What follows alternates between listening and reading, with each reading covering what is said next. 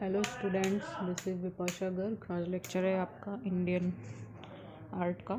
इसका कोड है 401। हम बात कर रहे थे आर्टिस्ट के बारे में। नंदलाल बसु जी के बारे में हमारा आर्टिस्ट चल रहा था। इसमें बात करते हैं हम नेक्स्ट, जो इनका हेडिंग है इसमें चित्रों का निर्माण, प्रमुख चित्र और विभिन्न माध्यमों का चित्रांकन और अच्छे कला शिक्षक, ये आपके आज के टॉपिक हैं। ठीक है, तो पहले बात करते हैं चित्रों का निर्माण। यानी चित्रों का निर्माण, कौन कौन से चित्रों का इन्होंने निर्माण किया था उसके बारे में बताया है। आपके प्रमुख चित्रों में 1907 में बना सती, 1908 ईस्वी में Indian society of oriental art की प्रथम प्रदर्शनी में बनाए 2 चित्र चिता पर पड़ती हुई सती और सती का देह त्याग प्रदर्शित किए, है ना। तो इनके जो प्रमुख चित्र थे, इनके मतलब इसमें बताया आपके प्रमुख चित्रों में, मतलब ये इनके प्रमुख चित्र हैं। इनके प्रमुख चित्रों में 1907 में बना सती, यानी जो सती जो चित्र बना वो 1907 में बना। 1908 ईस्वी में Indian society of oriental art की प्रथम प्रदर्शनी में बनाए, और 1908 ईस्वी में Indian society of oriental art की प्रथम प्रदर्शनी में इन्होंने बनाए थे 2 चित्र चिता पर पड़ती हुई सती और सती का देह त्याग प्रदर्शित किए। ठीक है, तो प्रथम प्रदर्शनी में बनाए 2 चित्र यानी चिता पर पड़ती हुई सती और सती का देह त्याग, ये 2 चित्र हैं, ये इन्होंने प्रदर्शित किए थे।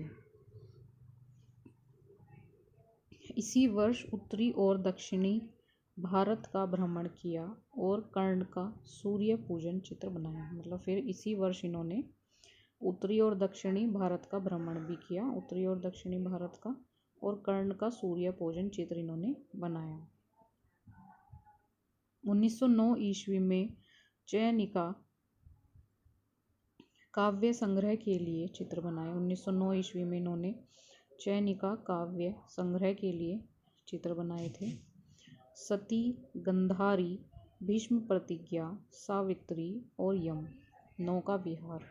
ठीक है, तो 1909 ईस्वी में चयनिका काव्य संग्रह के लिए उन्होंने जो चित्र बनाए होते सती, गंधारी, भीष्म प्रतिज्ञा, सावित्री और यम, नौका विहार। ठीक है, सन 1910 ईस्वी में पद्मिनी और भीम सिंह चित्र बनाए। 1911 में धनुर्विद्या सिखाते हुए द्रोण, 1912 में पार्थ सारथी, 1913 में उमा की जल समाधि, शिव का विषपान है। ठीक है, तो ये सब इनमें ईयर हैं इनके, और जो जो इन्होंने चित्र बनाए हैं ये आप अच्छे से लर्न कर लेना। 1910 में इन्होंने पद्मिनी और भीम सिंह, 1911 में धनुर्विद्या सिखाते हुए द्रोण, 1912 में पार्थ सारथी, 1913 में उमा की जल समाधि, शिव का विषपान। ठीक है, तो ये सब इन्होंने चित्र बनाए। 1907 में सती, 1908 में पहली प्रदर्शनी में बनाए थे इन्होंने 2 चित्र, चिता पर पड़ती हुई सती, सती का देह, और इन्होंने किसके लिए बनाए थे? अपनी प्रथम जो इनकी प्रदर्शनी थी वो थी Indian society of oriental art. ठीक है, और इसी वर्ष इन्होंने उत्तरी और दक्षिणी भारत का भ्रमण भी किया था। नेक्स्ट है प्रमुख चित्र। अब ये इनके प्रमुख चित्र कौन कौन से हैं। नंदलाल बसु ने 1910 से 14 के बीच डॉक्टर आनंद कुमार स्वामी और भगिनी निवेदिता की संयुक्त लेखक तत्व में myths and legends of the Hindus and Buddhist के लिए चित्र बनाए हैं ना। तो नंदलाल बसु ने 1910 से 14 के बीच यानी 4 साल इन्होंने डॉक्टर आनंद कुमार स्वामी और भगिनी निवेदिता की संयुक्त लेखक तत्व में myths and legends of the Hindus and Buddhist के चित्र बनाए। 1916 में मीराबाई, बेताल, पंचवृष्टि, 1917 में रविन्द्रनाथ ठाकुर के काव्य संग्रह गीत वितान के लिए चित्रांकन किया। तो 1916 में इन्होंने मीराबाई का, बेताल का, पंचवृष्टि, 1917 में रविन्द्रनाथ ठाकुर के काव्य संग्रह गीत वितान के लिए इन्होंने चित्रांकन किया। कृष्ण और अर्जुन व वर्षा से धुला कोणार्क, कृष्ण और अर्जुन व वर्षा से धुला कोणार्क। 1923 में तूफानी रात, 1925 में कुरुक्षेत्र, 1926 में उत्तरा, जमुना और गंगा, गुरु अवनींद्रनाथ। 1923 में शांति निकेतन, क्षितिज चित्र का निर्माण, बनारस का एक दृश्य। 1930 में शतरंज खेलते कौरव पांडे, डंडी कूच। 1931 में सहज पर पुस्तक के लिए चित्र बनाए। ठीक है। तो 1916 में इन्होंने मीराबाई बेताल पंचशती। 1917 में रविन्द्रनाथ ठाकुर का जो काव्य संग्रह था गीत वितान, वो चित्रांकन किया।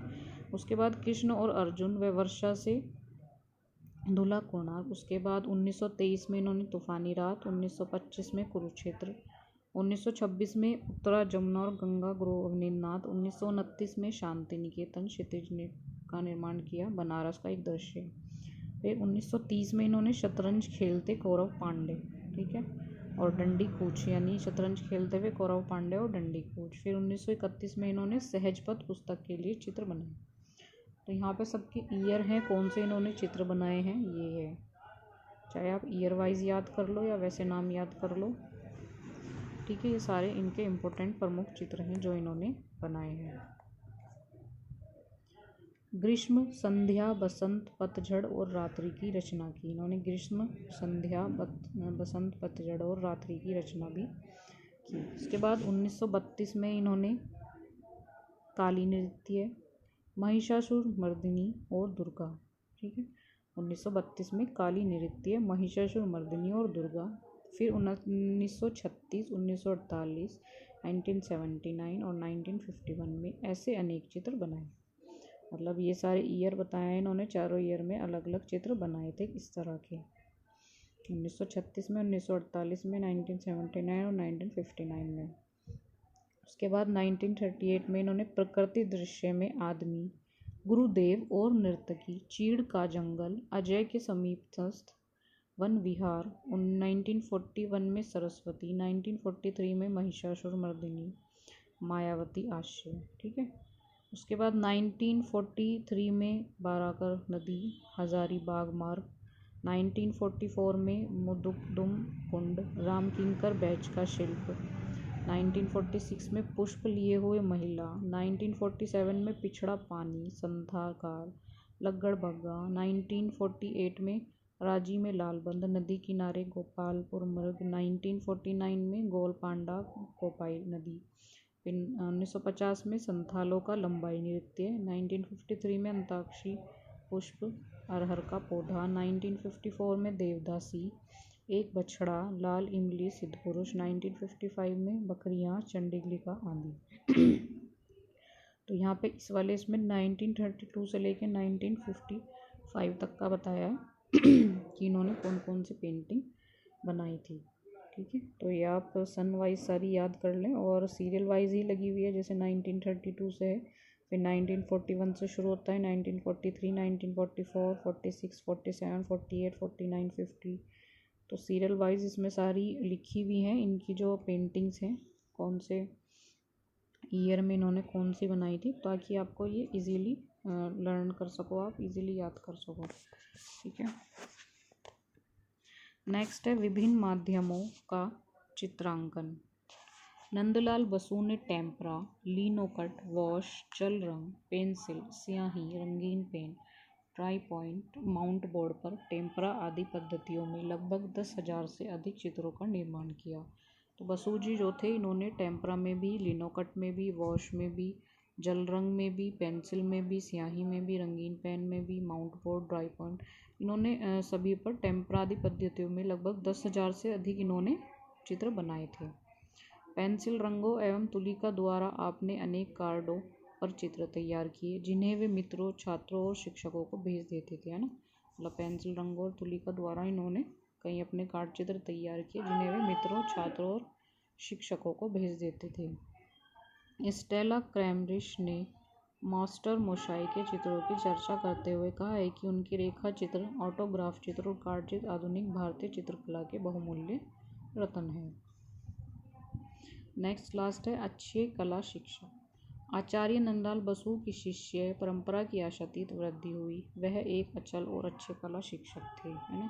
तो बसु की जो शिक्षा परंपरा थी वो आशातीत वृद्धि हुई और वह एक अच्छे और कला शिक्षक भी थे, जो अपने और विद्यार्थियों के मध्य दूरी लगभग नहीं के बराबर रखते थे। यही कारण था कि वे एक लोकप्रिय शिक्षक रहे। देश की अनेक प्रतिभाएं आपके निर्देशन में कला शिक्षा प्राप्त करने आती रही। ठीक है, तो कारण यही था कि वे लोकप्रिय शिक्षक रहे और देश की अनेक प्रतिभाएं उनके निर्देशन में कला शिक्षा प्राप्त करने आती रही। नंदलाल बसु स्वयं अमूर्त कला को अधिक पसंद नहीं करते थे, किंतु वे अपने शिष्यों को उनकी पूर्ण स्वतंत्र शैली को अपनाने के लिए प्रेरित करते थे। मतलब जो अमूर्त कला थी उसको वो पसंद नहीं करते थे और वे अपने शिष्यों को पूर्ण मतलब स्वतंत्र शैली अपनाने के लिए प्रेरित करते थे। उन पर कोई वर्णन नहीं था।